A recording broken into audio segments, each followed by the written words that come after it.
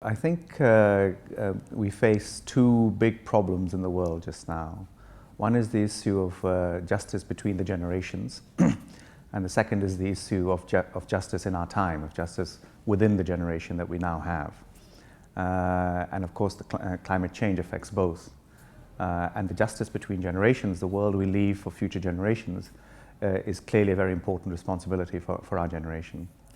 The concern is that in achieving that justice, we should not create more injustice in the present generation.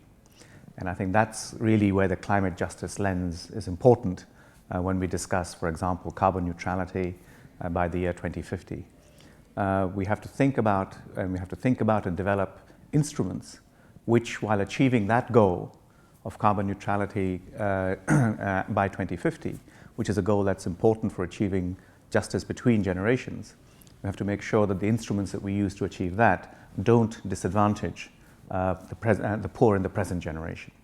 And I think that's the challenge. The challenge is how to develop new instruments and how to use instruments that we have sensitively so as to protect the vulnerable and actually to create opportunities for those who are vulnerable today. So I'll give you some examples where, for example, we can try and develop new technologies. But technology need not necessarily be benign. When we develop new technologies, we have to be very careful. New technologies, for example, to address energy efficient development, we have to be very careful that in fact they benefit the poorest of the poor today and that they don't disadvantage the poorest of the poor today. Another example is carbon pricing, for example.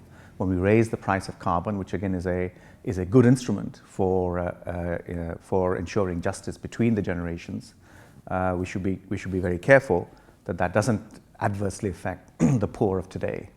So with every instrument that we think about that we develop to fix the issue of climate change, of justice between the generations, we should at the same time think about a companion instrument or a companion set of policies which ensures justice within our generation, justice in our time.